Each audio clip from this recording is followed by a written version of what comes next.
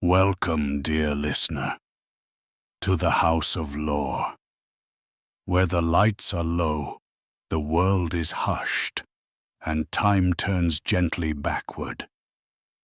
Tonight we begin our quiet journey into the early chapters of human exchange, where the rhythms of need and the patterns of trade hinted at something new on the horizon. This episode is called In the Beginning, the Barter System. We'll drift through the ancient world, exploring how people once depended on the humble, uncertain act of barter, and how the limitations of that exchange whispered the first questions that would one day lead to money. If you enjoy resting among untold histories and unloud stories, we invite you to like, subscribe, and share the House of Lore, so you'll never miss another softly spun tale. Now, let's settle in and begin, very slowly. Long before coins gleamed in the palms of merchants, and centuries before banks traced numbers across the sky of ledgers, there was only the barter system. At its core, barter is a direct exchange of goods or services. One person offers something they have, for something they need, from another. A sack of grain for a goat, a basket of fresh figs for a woven shawl, or perhaps a warm cloak for help repairing a roof. It was a system rooted in simplicity and necessity. It required no currency, no coin, nothing abstract, just two people, two needs, and enough trust to trade. Over time, small communities built networks around this system, neighbor helping neighbor, village trading with village. In the fertile crescent of Mesopotamia, where rivers whispered through cradle soils, farmers swapped wheat for fish, tools for livestock. On colorful market paths in northern Africa, craftspeople bartered dyed cloth for beads, or worked hours in exchange for wheat cakes and pottery. And in the rich, forested lands of early Europe, furs moved between hands in return for salt, honey, or carefully shaped arrowheads. But as useful as bartering was, it was not always gentle. The smoothness of the system depended entirely on circumstance. Imagine for a moment that you are a shepherd. You tend your flock high on the mountain slopes and trade wool with a baker in the valley below for loaves of warm bread. But one harvest, the baker has more bread than she needs and doesn't need wool at all. And so, the exchange falters. Value becomes stranded. This is the first great limitation of barter, what scholars later would call the double coincidence of wants. Both parties must want what the other has at the same time in the right amount. Without that rare coincidence, no trade can be made. And so, people began to wonder, not in loud philosophies, but in quiet questions, is there something easier to trade, something that everyone might want, not for eating or wearing, but for trading itself? From these musings, subtle, slow, and shaped by need, the idea of money first emerged. But for now, let us linger here among the early fires and folded roads, where barter once ruled with its barter names, in a world not made of gold, but of need and trade and trust. Within the vast mechanisms of empire building, currency became a quiet, dependable force. It moved not only on ships and along trade routes, but through marketplaces, ports, and colonial offices, gently shaping economies with every exchange. In many corners of the world, colonial authorities introduced European forms of currency as part of their broader systems of control. These coins and notes carried more than monetary value. They carried language, hierarchy, and power. When a European currency entered a region, It often replaced or devalued local forms of exchange beads, cloth, shells, or regional coinage. This shift wasn't always abrupt. Sometimes currencies coexisted for years before the local ways faded into memory. In British colonies, the pound sterling arrived as a steadfast symbol of imperial unity. It appeared in silver and copper, etched with the monarch's profile, circulated within systems that mirrored those back in London. Over time, these coins replaced regional currencies, not just in commerce, but in the very rhythm of daily life. The French franc traveled too. It was widely used across West Africa, reshaping trade and value. The colonial franc, strong and regulated, served to benefit the administering nation more than the native population. In markets and shops, baskets of grain or bolts of cloth were exchanged with a very different logic than before. Spanish America saw the rise of the silver peso, minted in colonial mints like those in Potosi and Mexico City. These coins traveled far, even beyond empire's borders, influencing the early currencies of faraway nations, from the Americas to East Asia. The peso, with its neat circular edge and the symbol of empire, became a standard in global trade. Currency was used not only to facilitate commerce, but also to create a sense of order, a common economic language across scattered territories. In projecting value, trust, and sovereignty, money became one of the quieter instruments of control. But this currency was not simply imposed. Over time, it was adapted. Local illustrations began to appear. Some colonial issues featured regional animals, landscapes, or motifs, gestures toward localization, yet always alongside imperial emblems. It softened the presentation while maintaining the authority. Across empires, currency flowed like a river unfolding trade, connecting island harbors with inland plateaus. Each bill, each coin, became a carrier of not just value, but memory. The image of a foreign ruler, the texture of imported paper, the familiar clink of copper in the palm. In quiet ways, these sounds and sights anchored colonial economies to their overseers, and yet, from village to capital, people found ways to shape it, resist it, and make it a tool of their own. As the 20th century moved forward, the world's financial rhythms began to change. Once treasured for its seeming permanence, the gold standard found itself under increasing strain. The tides of global events, both seen and unforeseen, slowly wore away at its foundation. Emerging from the early decades of the century, many economies were burdened by the costs of global conflict. Wars, with their heavy spending and disrupted trade routes, tilted the carefully balanced scales of gold-backed currencies. Governments sought to fund efforts far beyond their reserves, printing money that gold could no longer constrain. During World War I, many countries suspended the convertibility of their currency into gold, focusing instead on surviving the crisis. Though some nations later attempted to return, the previous balance never quite returned. The clarity of gold was gradually clouded by new necessities, needs that demanded flexibility, not rigidity. By the 1930s, global trade had lost its footing. The Great Depression spread across continents, and economic cooperation gave way to protective policies. Amid severe hardship, nations began to devalue their currencies to gain a trade advantage. In such uncertain times, fixed standards like gold began to seem like barriers rather than guides. In 1931, the United Kingdom stepped away from the gold standard. It was a moment quietly monumental, marking a shift in international trust. Others soon followed.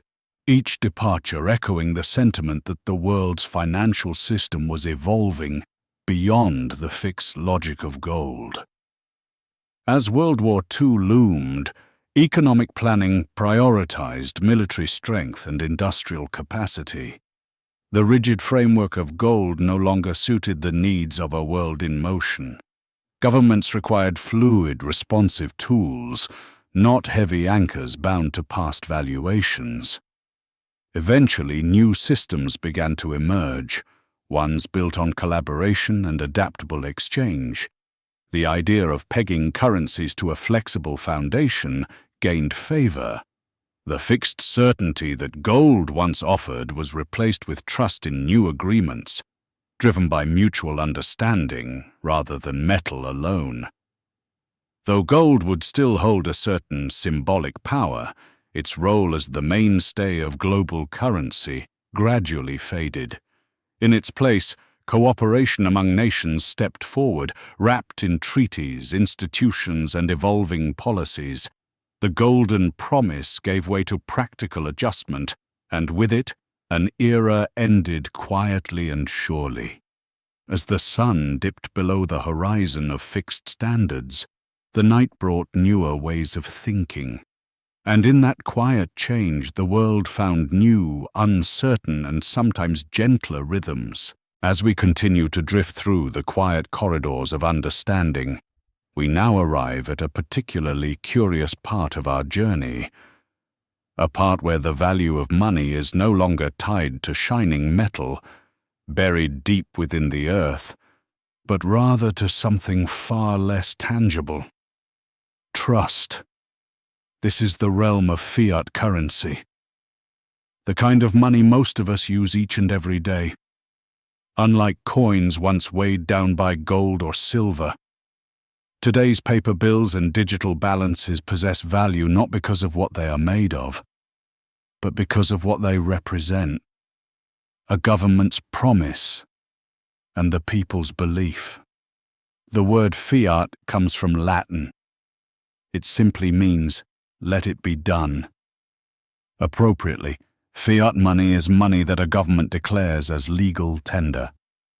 It is by decree, rather than by physical backing, that it holds its worth.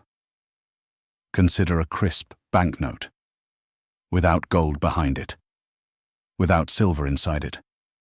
It would seem to be no more than lightly printed paper. Yet we exchange it for food, for shelter, for the comforts of everyday life. That exchange is made possible by a web of trust. Trust in the institution that issues the money. Trust in the rules that govern its circulation. And trust that tomorrow, one bill will still be worth one bill. This trust is carefully tended by central banks. These are the quiet caretakers behind the scenes. Their role is not to dazzle, but to steady.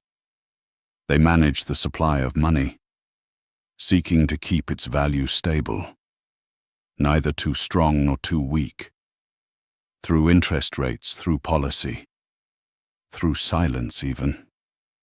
They adjust the tone of an economy, like a conductor leading a sleeping orchestra. When times grow uncertain, when economies stutter or swing too wildly, these central banks act with care. Not with gold weighed on a scale, but with numbers moved gently from ledger to ledger, and always with one guiding purpose: to maintain faith in the currency itself. So though we may no longer carry gold coins in our pockets, we carry something just as powerful: belief. Intangible, invisible, and yet deeply real. Fiat money, at its heart, is a quiet agreement between a nation and its people. A soft promise, renewed with every transaction. A paper without gold, but not without value. As the quiet hum of technology began to spread across the globe, banking, once rooted in ledgers, coins, and cash drawers, began to change in subtle but profound ways. A new form of currency began to emerge, not printed on paper or minted in metal, but etched into plastic. The credit card. Born from the idea of trust and sealed by convenience, credit cards debuted as slender rectangles designed to represent a promise that payment could be made later. In the 1950s, the first widely accepted card appeared, the Diners Club card. It was created with simple intentions, to allow members to settle restaurant bills without cash. But this small innovation marked the beginning of a new age in commerce. Soon, banks saw the potential. They launched their own cards, Visa, MasterCard, and others, opening access to revolving credit. A soft click at the register, a carbon copy slide, or later, a digital beep, and the transaction was complete. Over time, the clink of coins and rustle of banknotes faded into the background, replaced by the quiet rhythm of swipes, dips, and taps. Plastic became presence, a representation of value that traveled not through hands, but through networks. Data whirled behind the scenes, moving invisibly across wires, satellites, and servers, carrying with it the essence of what we once held physically. As technology grew more refined, so did our methods of exchanging money. Point-of-sale terminals turned sleeker. Payment became faster, more secure, and eventually touchless. The chip embedded in each card whispered identification, while near-field communication empowered us to pay with a gentle hover. No coins exchanged, no paper passed, just a signal, shimmering across the airwaves. The rise of credit broadened the meaning of possession. No longer confined to the funds we physically carried, our purchases were now promises, structured with trust and time. Statements arrived not in cash boxes, but in mailed envelopes and glowing screens, reminders of transactions past, gently awaiting resolution. This shift from physical to digital didn't happen all at once. It wove itself quietly into daily life. A coffee shop visit, a grocery run, a midnight purchase made with a quiet tap beneath soft light. And soon, the card was no longer just an object of plastic. It was embedded in our phones, our watches. It became a code, a number stored safely in the cloud, waiting patiently for a gentle signal to awaken it. Behind each transaction, complex systems worked in harmony. Invisible pathways linked banks, processors, merchants, and consumers, each payment now a whisper across this interconnected web, where value moved at the speed of thought. In this new age, money no longer needed to be seen or touched. It simply moved, like a current winding through quiet waters, answering the needs of its travelers. In a time not so long ago, people visited banks in person, standing in line, speaking to a teller, handling crisp bills and printed deposit slips. But slowly, without disruption or thunder, the way we bank began to shift. A quiet revolution, not fought with noise or fire, but with gentle taps on a screen. Online banking began as a modest convenience, a way to check balances from the glow of a desktop screen. But as technology grew more familiar, more intimate, the banking world followed suit, stepping off the marble floors of grand buildings and into the soft glow of pocket-sized devices. Credit cards, once the kings of plastic convenience, made room for digital wallets. Tapping your phone, scanning a code, sending funds with a fingerprint. These became the new rituals of exchange.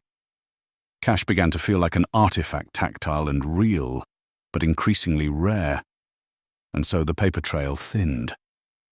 Physical currency, once the foundation of markets and economies, began to fade into the past, like letters giving way to messages on a screen.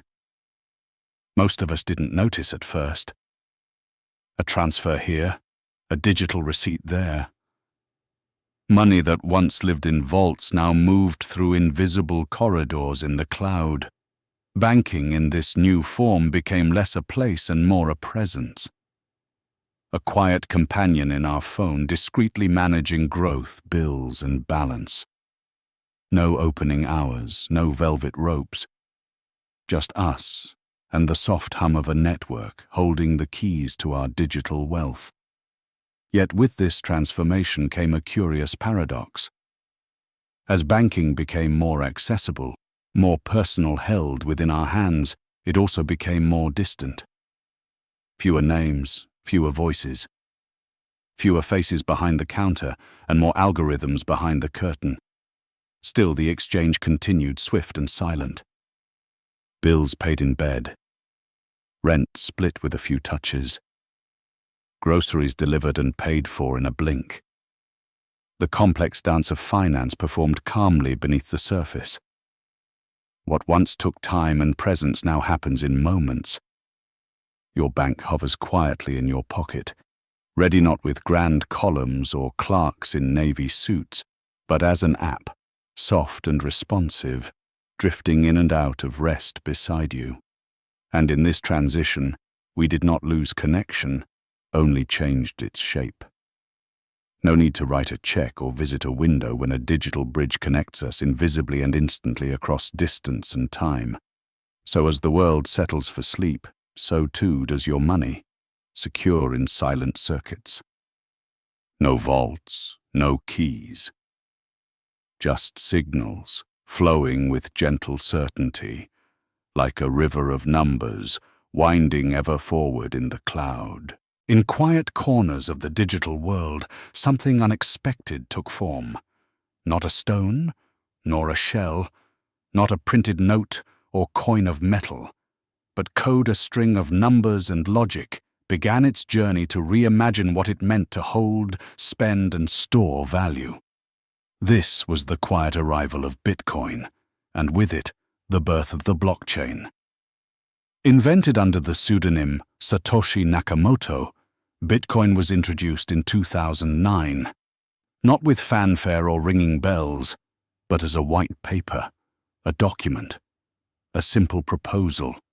Its promise, a peer-to-peer currency untouched by banks or governments, secured instead by cryptographic consensus across a scattered network of computers, each quietly humming with verification. The foundation that makes this possible is the blockchain, a public shared database that isn't housed in one place, but many. Each transaction, written immutably into a chain of blocks, confirms what happened and when. There is no trusted middle figure, no central vault, only the network and the code. This concept of decentralization, of removing a single controlling authority, stood in contrast to the legacy of traditional currency, where once governments and central banks printed money, setting interest rates and influencing economies. Now there rose a parallel system, unbound, ungoverned, yet still accounting for value by consensus and mathematics. Transparency in place of secrecy, algorithms in place of policy. And for some, this was empowering, a way to restore autonomy, to take back control from institutions that had swelled in size and reach. Transactions on the blockchain were open to inspection by anyone at any time, a digital ledger of human commerce, offering a kind of quiet clarity. Yet the emergence of cryptocurrencies brought with it more than just intrigue. It sparked debate, gentle but persistent, like the rustling of leaves on a still evening. Critics voiced concern over volatility. A currency that could rise and fall so quickly felt unstable, even chaotic, compared to the frame dependability of the dollar or the euro. Others pointed to security. Though the blockchain itself was resilient, Exchanges and wallets tools used to hold these digital coins were often vulnerable. Stories emerged of lost keys, stolen tokens, funds vanishing into the ether of cyberspace. Environmental costs also drifted into the conversation. To verify transactions, Bitcoin miners used powerful computers, consuming vast amounts of electricity. In the faint glow of server rooms, the hum of processing came at a cost to our planet's resources. And then, there was the question of scale. Could something built for a digital fringe truly support the weight of everyday commerce? Buying bread, paying bills, saving for the future. Still, for all these questions, the idea endured. Code as currency. Trust shaped not by law but by consensus between strangers. A ledger that knows no border yet never forgets. It is a quiet revolution, not in shouts but in whispers of possibility. Even now, far from the paper banknotes and coins of centuries past, blockchain-based assets float through the networks of the world, slowly, persistently, ever recording and ever evolving. Long after the clang of ancient coins in dusty marketplaces, and far beyond the silk-covered trade routes of yesterday, modern money continues to evolve. Its form may have changed, electronic, intangible, flowing silently through digital spaces, but its influence remains quietly powerful. As societies have grown more interconnected, money has not simply mirrored our values, it has also helped to shape them. In small, quiet towns and vast, luminous cities alike, money charts the rhythm of labor, leisure, education, and invention. Today, we exchange value more rapidly and often more invisibly than ever before. Bits of data, impulses, and credits move between distant corners of the earth in moments. What once required a caravan now requires only a tap. Yet in this rapid flow, an ancient question persists. What is value? Not the price, not the number, but the meaning beneath it. Is value found in scarcity, in utility, in beauty, or in belief alone? One person's treasure may be another's excess, and so the market becomes a mirror not of objects alone, but of priorities, wishes, and fears. In this way, money becomes less a static object and more a flowing story, echoing human motives as surely as any poem or painting. When we reflect on value, gently and without haste, we notice that its shape is not fixed but fluid. Once, salt was traded weight for weight with gold. Now, invisible tokens command billion-dollar exchanges by nightfall. So quickly does the measure of worth change, swept along by culture, technology, and belief. And what of tomorrow? Will we trade through voice, through glance, through intention? Will currency dissolve altogether, settling into a new form shaped entirely by community trust or shared experience? Some imagine a world where contribution replaces price, where helping, sharing, and being are counted more dearly than things owned or hoarded. Others imagine greater precision, where digital coins carry the exact weight of labor and effort, tiny ledgers of energy and time. In either vision soft or sharp, the essence of money becomes an echo of our deepest beliefs. It takes whatever shape we choose to give it, and whatever meaning we choose to live by. So as you rest beneath the quiet hush of the night, let this idea settle gently into thought.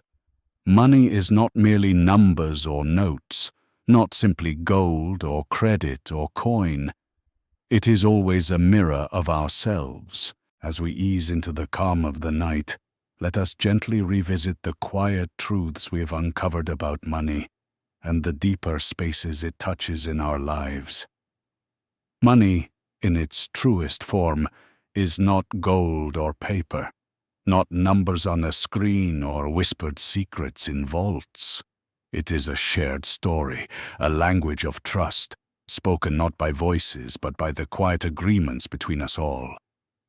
This agreement, that a slip of printed paper or a glinting coin can unlock doors, feed a family, build a home, is not commanded by nature but chosen by people. It is a collective belief, one that stretches its arms across continents and cultures, across generations and time. Every coin exchanged, every price written, carries within it this shared faith, a quiet promise that value lives where we say it does. But value, we come to see, is more than numbers and notes.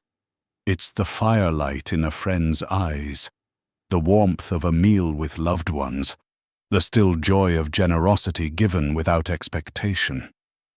When we reflect on money's place within our lives, we might ask not what it buys, but what it connects.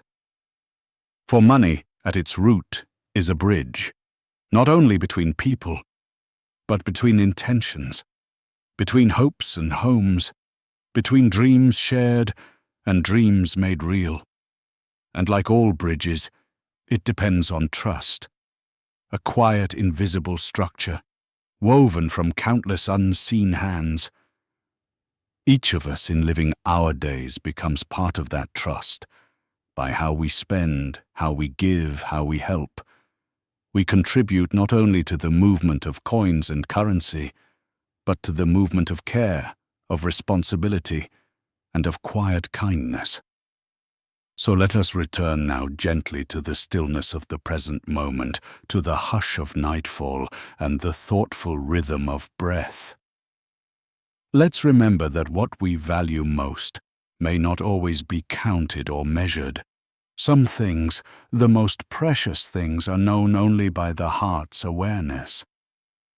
And in that quiet knowing, in that shared human understanding, there lies a deeper kind of wealth. And so we arrive at the final whisper of our story, the quiet close of a long and gentle path, marked not by fanfare or flourish, but by the soft hush of understanding.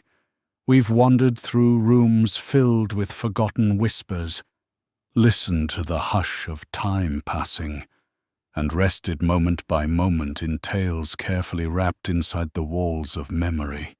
Each pause, each breath has been a stepping stone toward a place of ease, a home not built of stone or timber, but of comfort, of quiet observation, and the simple kindness of steady company.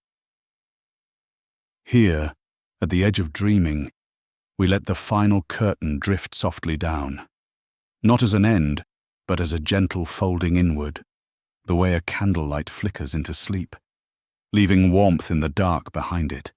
The echoes of our journey linger like the hush of distant wind, subtle, steady, kind. This space we've shared holds no need for answers, only peace and the soft serenity of quiet knowing.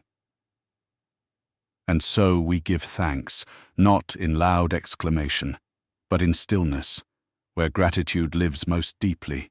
Thank you for walking these tender halls, for allowing stillness to be enough, for choosing even briefly to rest your thoughts beside a gentle voice. As the world slows outside your window, let calm settle softly over you. Let your mind float, like a feather at rest, and drift, slowly, into the embrace of sleep. We'll meet again when stars are bright and hearts seek calm places once more. But for tonight, for now, sleep well, dream gently, and be at peace. In the earliest stretches of human civilization, the practice of barter was more than a means of trade.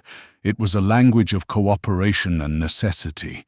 Two neighbors might exchange grain for tools or cloth for livestock. Each transaction was personal, local, and shaped by mutual need. But as communities grew and trade networks stretched wider across valleys, rivers, and deserts, this ancient method began to strain under its own weight. Barter was simple, but it wasn't always easy.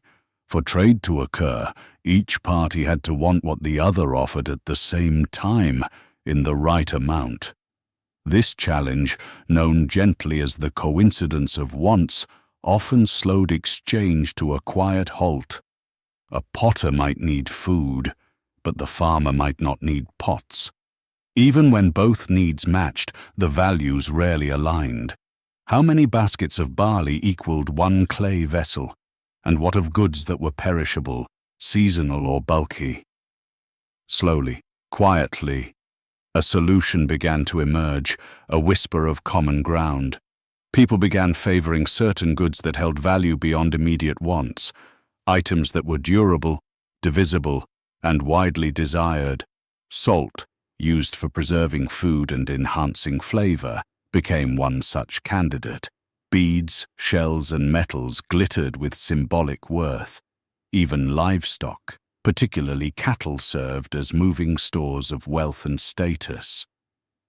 What these commodities shared was trust, not just in their usefulness, but in the belief that others would also accept them. And slowly, this trust allowed them to become something more, a medium of exchange. Communities began to center trade around them. A fisherman with extra catch no longer needed to find someone who valued his fish directly. He could trade for cowrie shells, and with those, later acquire what he truly needed. This quiet shift allowed marketplaces to grow, traders to move across regions, and ideas to circle beyond the limits of the village path.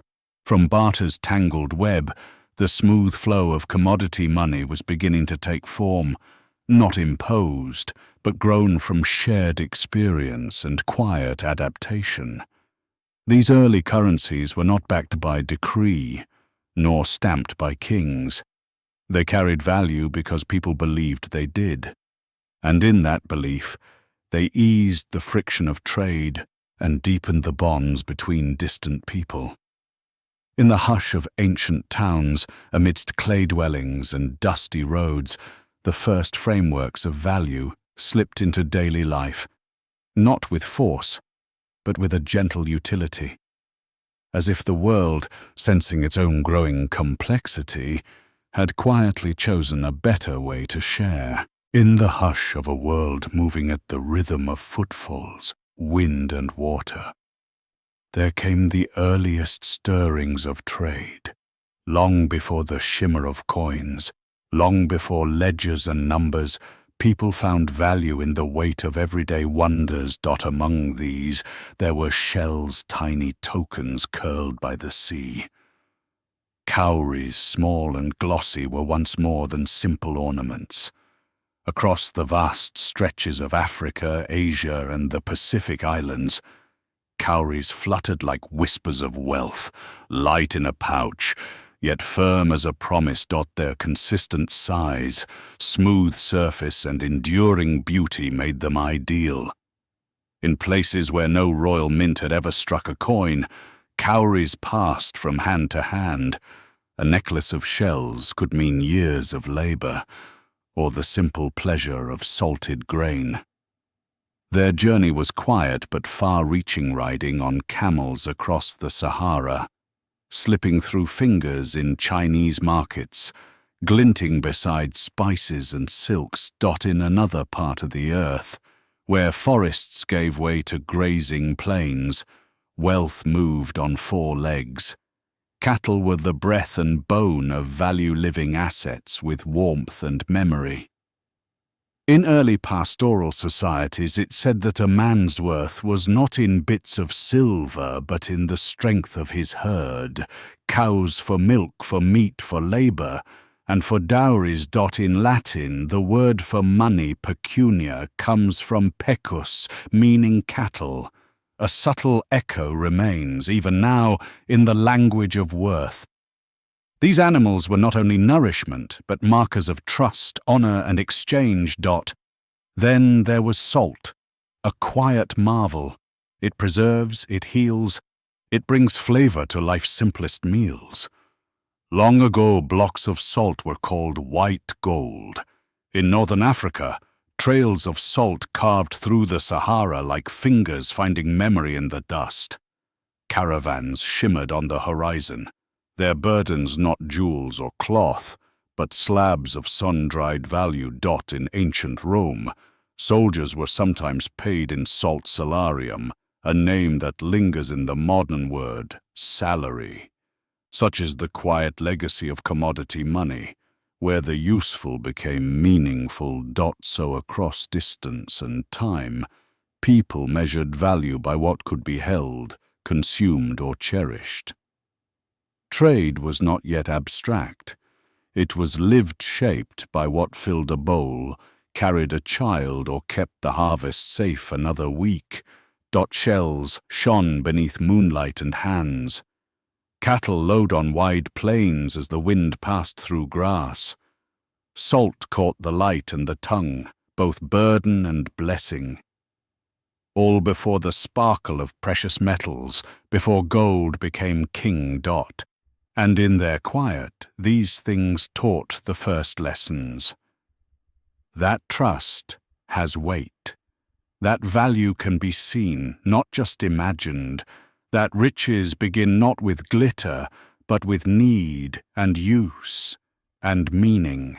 In the hush of early civilization, long before banks or paper bills, there existed another kind of wealth, solid, enduring and shimmering in the light. Metal, drawn from the earth, became a quiet symbol of permanence and value. Gold, silver, and bronze weren't merely beautiful. They were treasured, measurable, and, perhaps most importantly, durable. Unlike grain, which might spoil, or shells, which could shatter, metal lasted. It could travel from hand to hand, crossing distances and generations without fading away.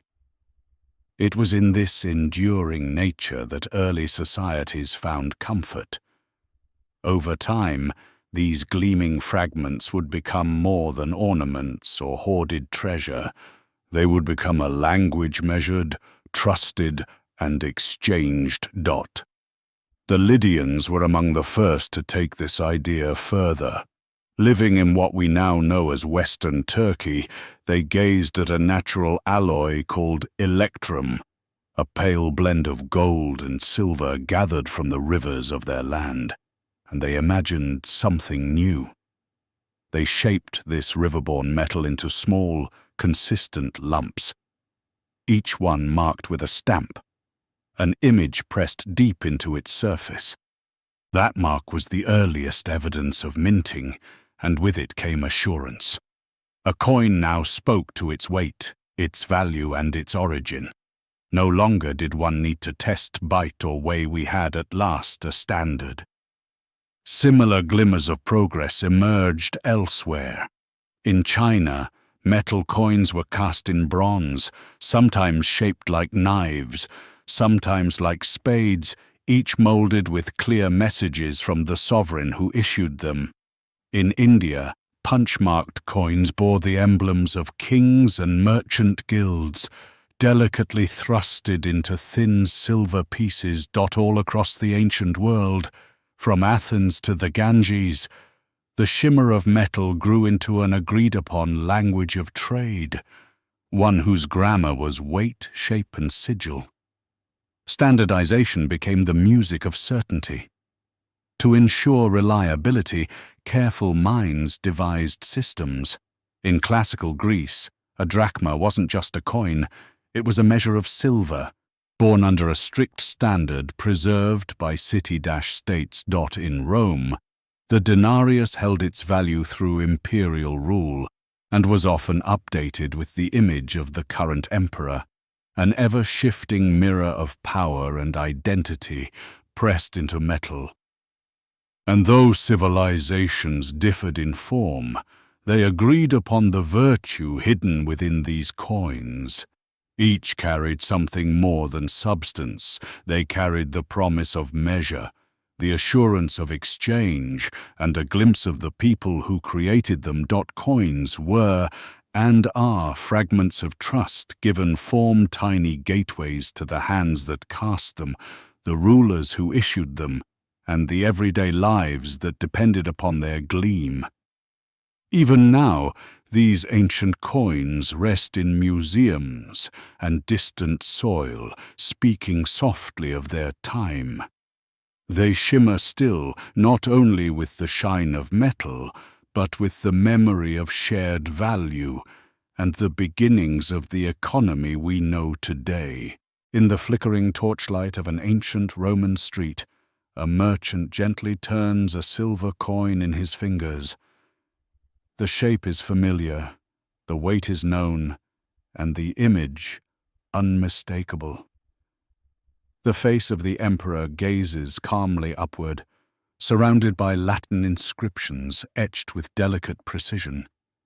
Roman coins, like those of the Greeks before them, were more than just a means of exchange. They were messages that traveled hand to hand, across borders, through time. Etched into bronze, silver, and gold, these coins told stories of power, peace, and prosperity. The denarius, the pride of Roman silver coinage, had become a symbol of a growing empire. First struck in the late 3rd century BCE, it began as a highly valued form of currency, vital to the economy of a republic just beginning its ascent.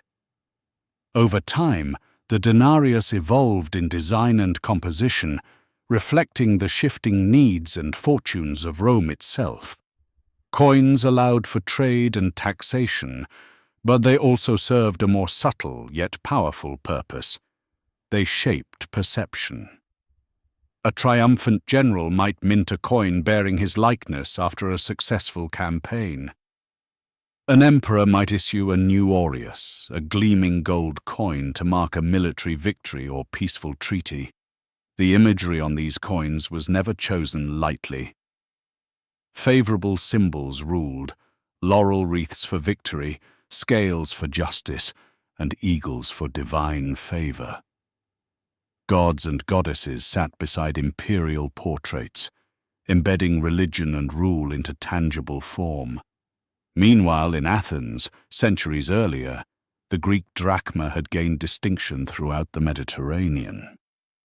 The silver coin, stamped most famously with the image of Athena and her wise owl, stood as a measure of value in both economic and cultural terms.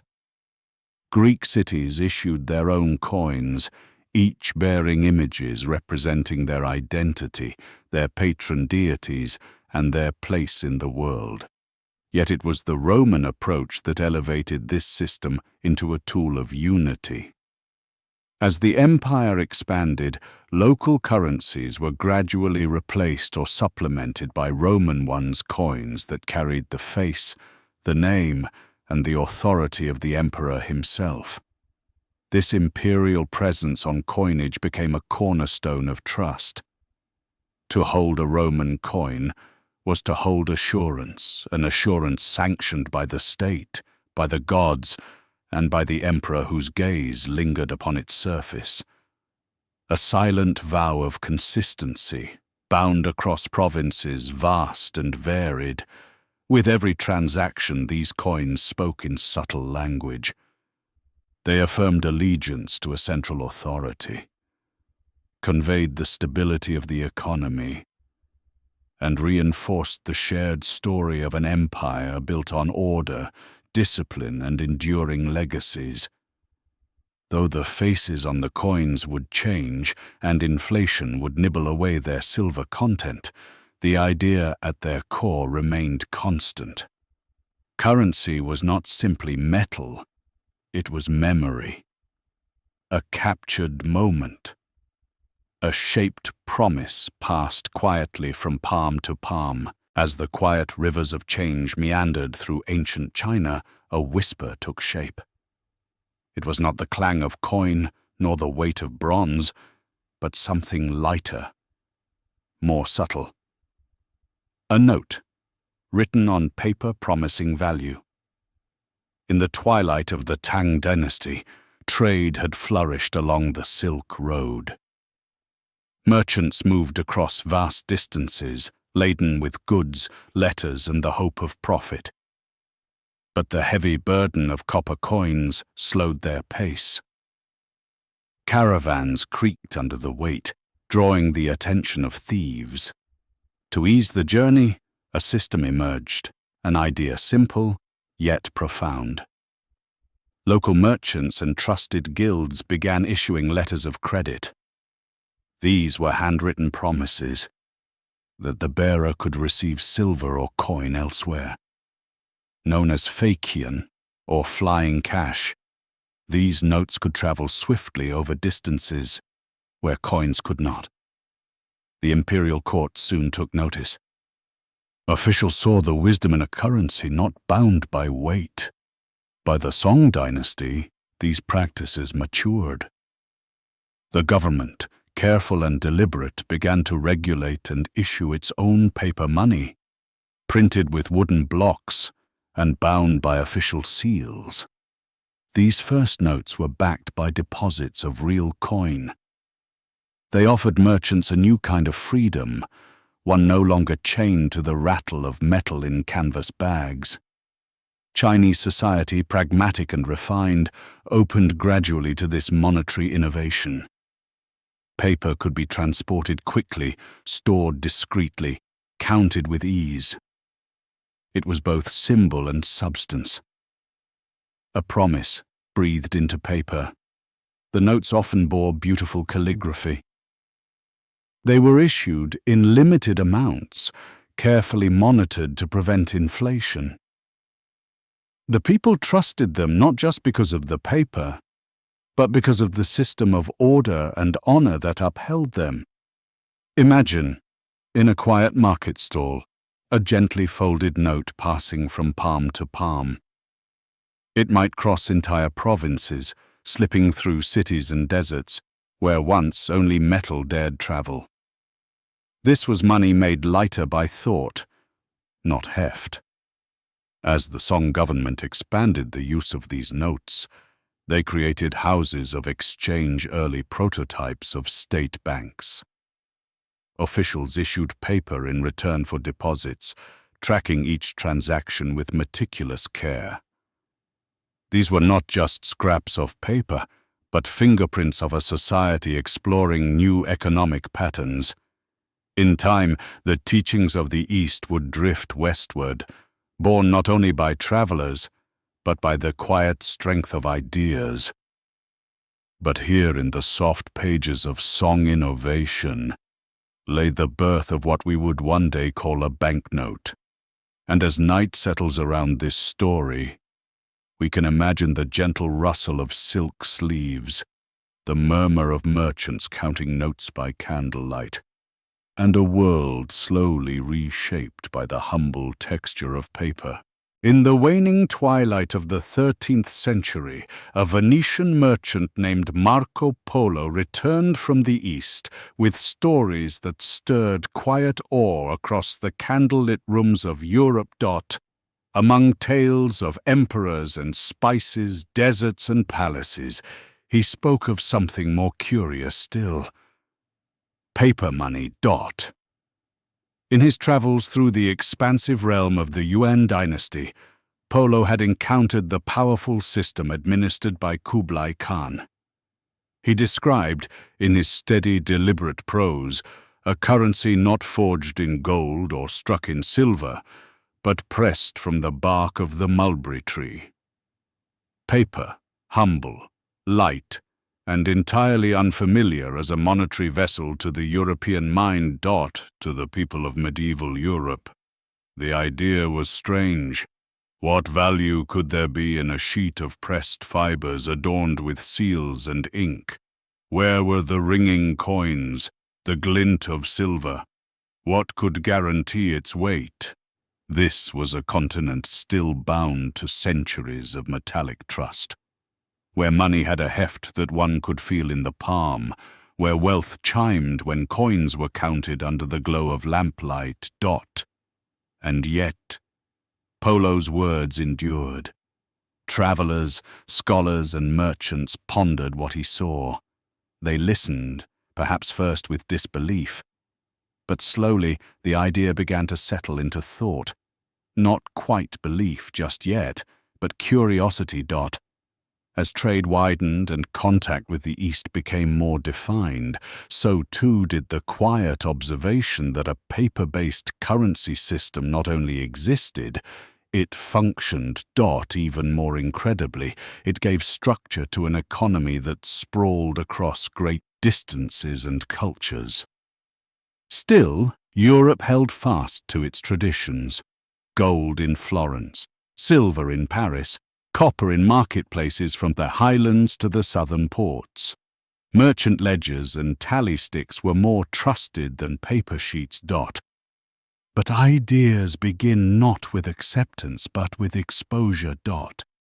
And the whisper carried by one traveler's pen would, in time, find quiet purchase in the minds of those open to possibility.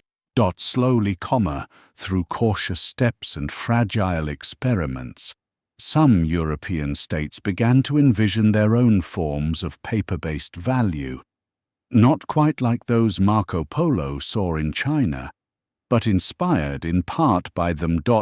This would not happen overnight. But the first shadows of change had appeared on the western horizon. Much like dusk turning to night. The change was silent, gradual, and, in hindsight, inevitable. The journey of paper money had begun as the quiet lanes of medieval Europe filled with the evening hush of candlelight and echoing footsteps. Another world stirred, one not cloaked in ivy or stone, but in ledgers and tally sticks, inkpots and coins. In the heart of bustling market towns, beneath church steeples and timbered roofs, the earliest forms of what we now consider banks began to shape the foundations of trust and finance. Moneylenders, some of them traveling merchants, others settled figures in towns, offered services born of necessity. As economies grew complex, people required more than just a locked coffer. They needed safety, simplicity, and credit. These moneylenders might sit at carved wooden tables in shadowed corners of markets. There, with coin scales and wax-sealed documents, they provided currency exchange, loans, and storage. This practice, offering something today to be paid tomorrow, would become the earliest breath of the modern banking system. In Italian towns like Florence and Venice, where trade routes flowed like rivers of silk and spice, early banks took firmer root.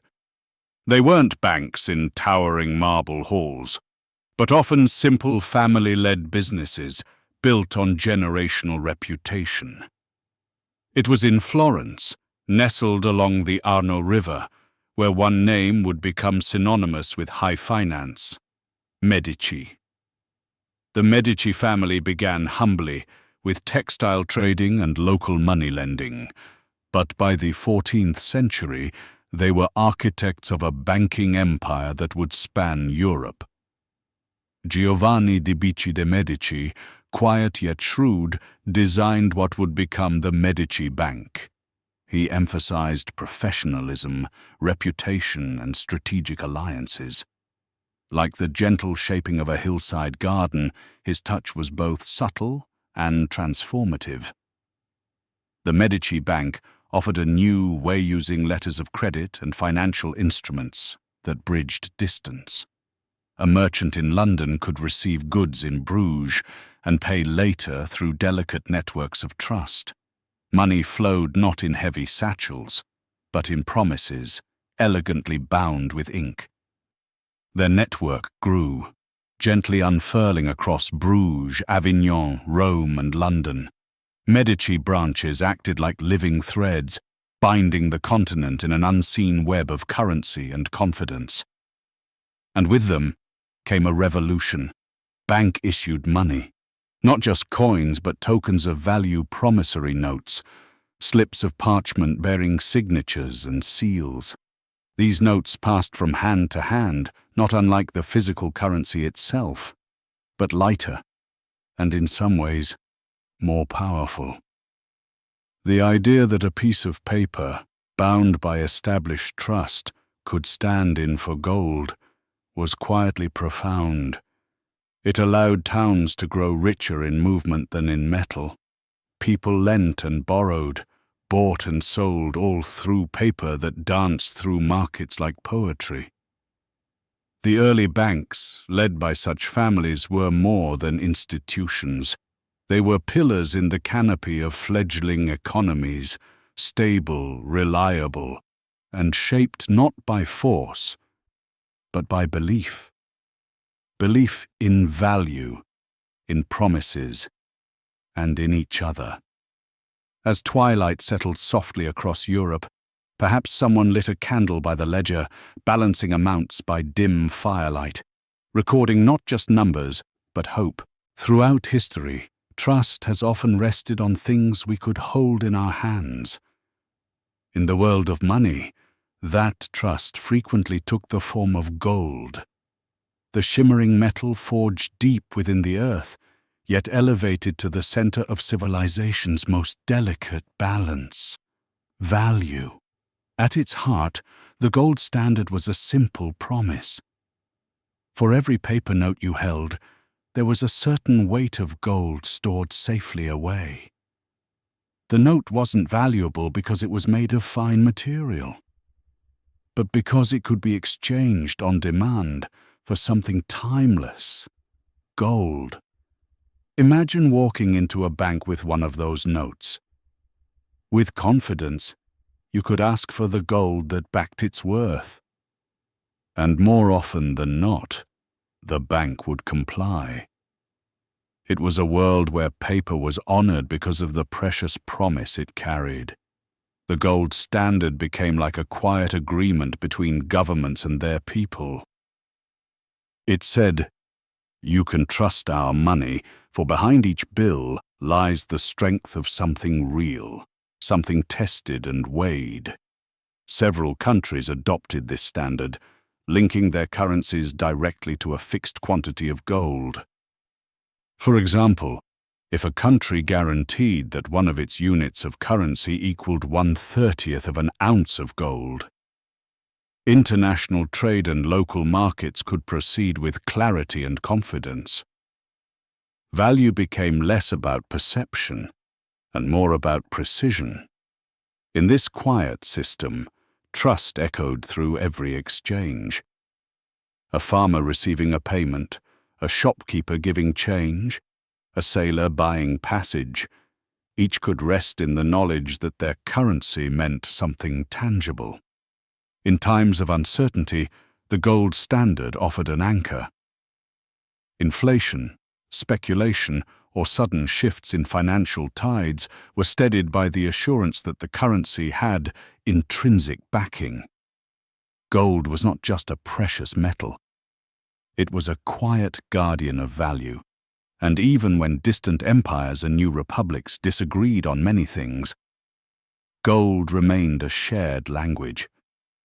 A gram in Paris weighed the same as a gram in Boston. Its luster and weight did not shift with politics. It offered a universal foundation to build upon, yet beneath it all was that invisible thread: trust. Trust in institutions to honor their commitments. Trust in gold to hold its value. And trust in each other. Whenever money changed hands. This is what the gold standard came to represent. Not just an economic mechanism, but a quiet, gleaming bond between nations and people. In its stillness, it offered something rare in the world of finance. A promise you could fold, carry, and believe in.